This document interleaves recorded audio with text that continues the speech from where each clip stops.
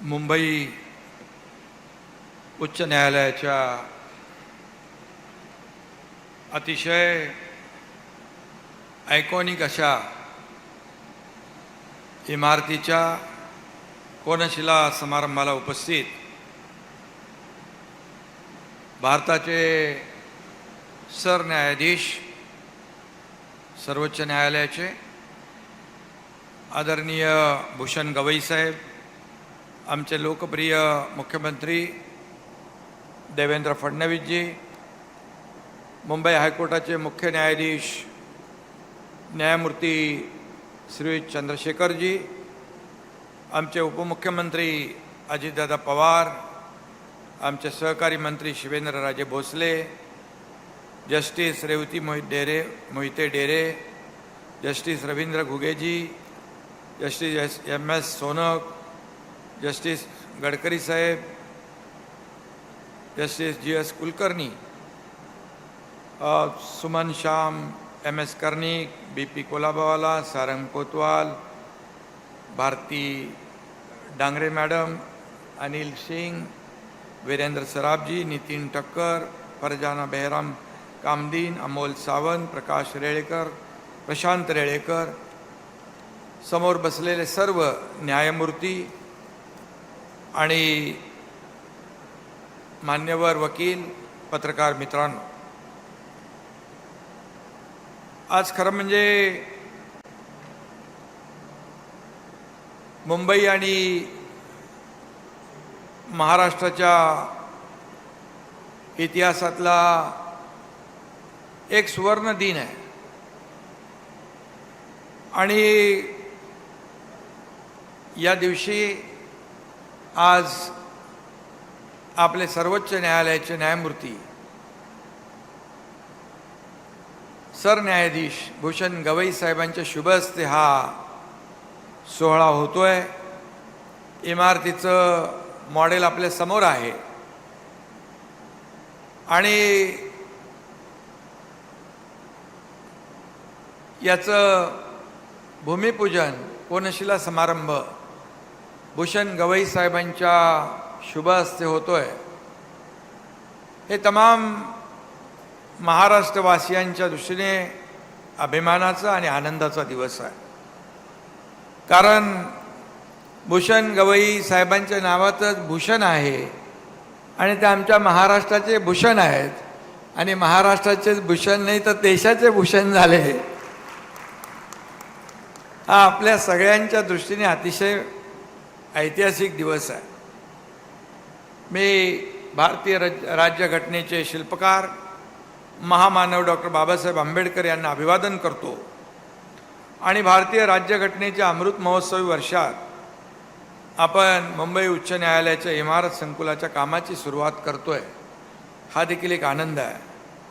त्यामुळे न्यायव्यवस्थेसह आपल्या सर्वांसाठीच एक आनंदाचा दिवस।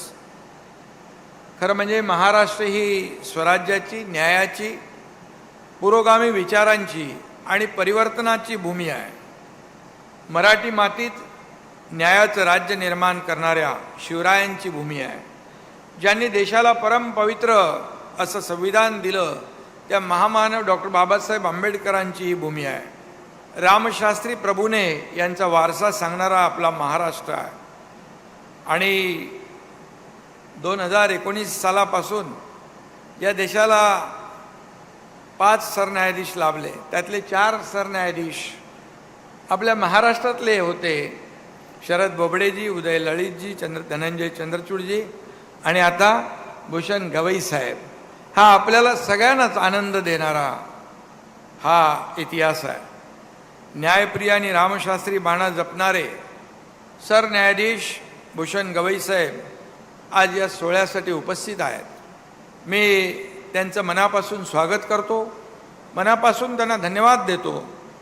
गेल्या महिन्यातच त्यांच्या उपस्थितीत गेल्या 50 वर्षापासून ज्याच्या मागे प्रयत्न होते त्या कोल्हापूरच्या सर्किट बेंचचं देखील लोकार्पण झालं, सुरुवात झाली आणि यापूर्वी देखील त्यांच्या शुभ हस्ते महाराष्ट्रामध्ये अनेक न्यायालयांची सुरुवात झाली आणि म्हणून न्याय सर्वसामान्यांच्या आवाक्यातला असावा या हेतूने गवई साहेबांनी ठिकठिकाणी न्यायमंदिरं, न्यायासनं आणि खंडपीठं निर्माण केली आणि आग्रहाने त्याची कामही सुरू करून घेतली.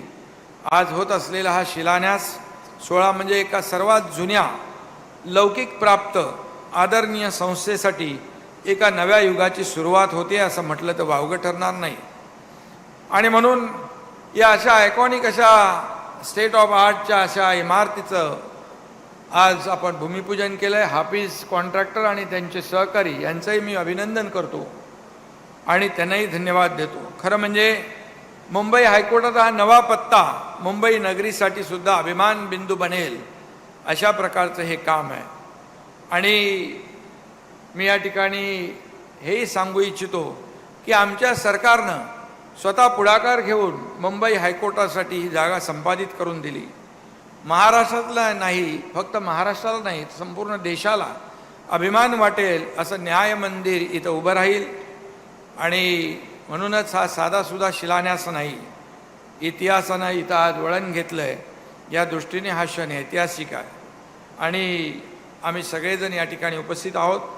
मी पैशाचं तर अजितदादा म्हणाले की अगोदर देवेंद्रजी आपण 3,750 कोटीची तरतूद केली होती, पण आता ती वाढून 4,100 कोटी झालेली आहे. अजितदादा लक्षात घ्या, वाढत जात आहे पैसे आणि तुम्ही सांगितलेलं आहे काही कमी पडणार नाही. आणि आपण सगळे तिघही इथे आहोत.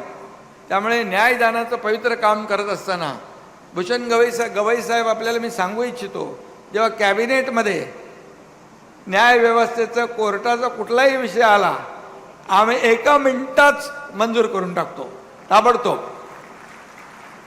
कारण शेवटी हा न्याय सर्वसामान्य शेवटच्या घटकापर्यंत देण्यासाठी जास्तीची कोर्ट पाहिजे, न्यायव्यवस्था पाहिजे. आणि म्हणून मी एवढंच सांगेन की या वास्तूला जिथे आपले मुंबईमध्ये फोर्टमध्ये 1862चा इतिहास आहे आणि म्हणून हा इतिहास लाभलेला मुंबई उच्च न्यायालय शोभेल अशी दिमागदार, वैभवशाली आणि अद्ययावत सुविधा असलेली इमारत या ठिकाणी उभी राहील. पुढील 100 वर्षाचा विचार करून हे काम केलं जात आहे आणि आमच्या हाफिज कॉन्ट्रॅक्टरचं कामच असं असतं, अगदी 100 वर्षाचं पुढचं बघतो.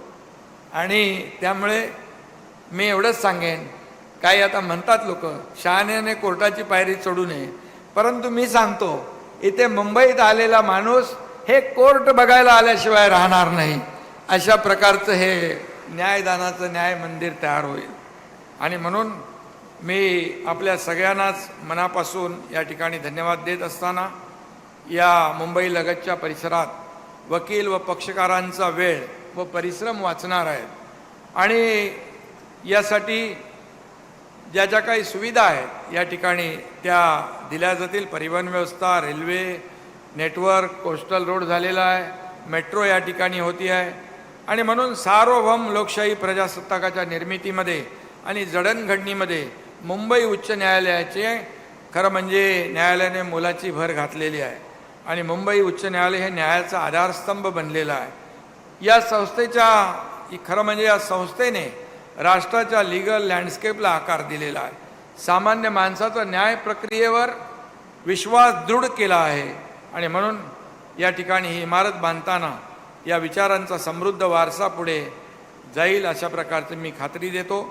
आणि या ठिकाणी एवढंच सांगतो की गवई साहेबांनी अनेक असे निर्णय दिले की ते माइलस्टोन ठरले.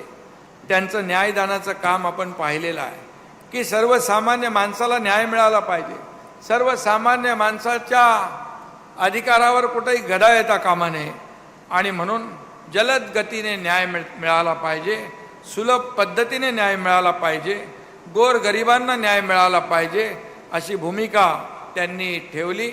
आणि मी एवढंच सांगेन की एवढ्या उच्च पदावर, सर्वोच्च पदावर बसलेला व्यक्तिमत्व या सर्वोच्च न्यायालयाच्या सरन्यायाधीशपदी या ठिकाणी आपले भूषण गवई साहेब आज काम करत आहेत. परंतु एवढ्या मोठ्या पदावर असताना देखील त्यांची विनम्रता, त्यांची शालीनता, त्यांची विनयशीलता आणि त्यांचा अतिशय साधेपणा त्यांच्या कृतीतून दिसून येतो.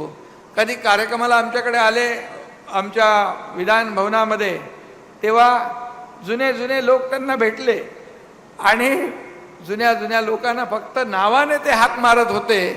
एवढं त्यांचं जी काही जवळीक आणि जो जिव्हाळा पाहायला मिळाला. त्यांच्याबरोबर फोटो काढले, असं व्यक्तिमत्व माझ्या आयुष्यामध्ये मी पाहिलं नाही. आणि म्हणून हा आमच्या आपल्या सगळ्यांच्या दृष्टीने एक गौरवाचा, अभिमानाचा आणि ऐतिहासिक असा आजचा दिवस आहे की त्यांच्या शुभ हस्ते या ठिकाणी हे होतं आहे. आणि मगाशी मी म्हटल्याप्रमाणे की यापुढे देखील या वास्तूसाठी जे जे काही लागेल ते कुठेही कमी पडणार नाही. मुख्यमंत्री महोदय स्वतः आहेत. मला वाटतं मी मुख्यमंत्री असताना 2.5 वर्षाचा काळ पाहिला आणि आता देवेंद्रजीचा 10 महिन्याचा हा या सगळ्या कालावधीमध्ये गवई साहेब आम्ही एवढी न्यायालय ती मी सांगत नाही, परंतु एवढी न्यायालय मंजूर केली, त्याची कामं सुरू झाली. जे जे काही न्यायव्यवस्थेसाठी आवश्यक आहे ते या ठिकाणी देण्याचं काम केलं आहे. आमची जबाबदारी आहे. शेवटी शासन म्हणून त्याला बांधील आहे आणि म्हणूनच आम्ही आमचं कर्तव्य बजावलेलं आहे. न्यायव्यवस्थेचं काम आपण करताय आणि आपली भूमिका जी आहे शेवटच्या घटकापर्यंत न्याय मिळाला पाहिजे. आणि ही भूमिका जी आहे आपली ती खरोखर एक सर्वसामान्याला न्याय देणारी. आणि म्हणून मी पुन्हा एकदा भूषण गवई साहेबांना मनापासून धन्यवाद देतो की महाराष्ट्रामध्ये कुठेही कार्यक्रम असला की त्यांना घरात आल्यासारखं वाटतं आणि ते आवर्जून जास्तीचा वेळ त्या ठिकाणी देतात. आणि म्हणून मी पुन्हा एकदा मनापासून त्यांचं अभिनंदन करतो, मनापासून त्यांना शुभेच्छा देतो. धन्यवाद. जय हिंद, जय महाराष्ट्र, सत्यमेव जयते. एबीपी माझा, उघडा डोळे बघा नीट.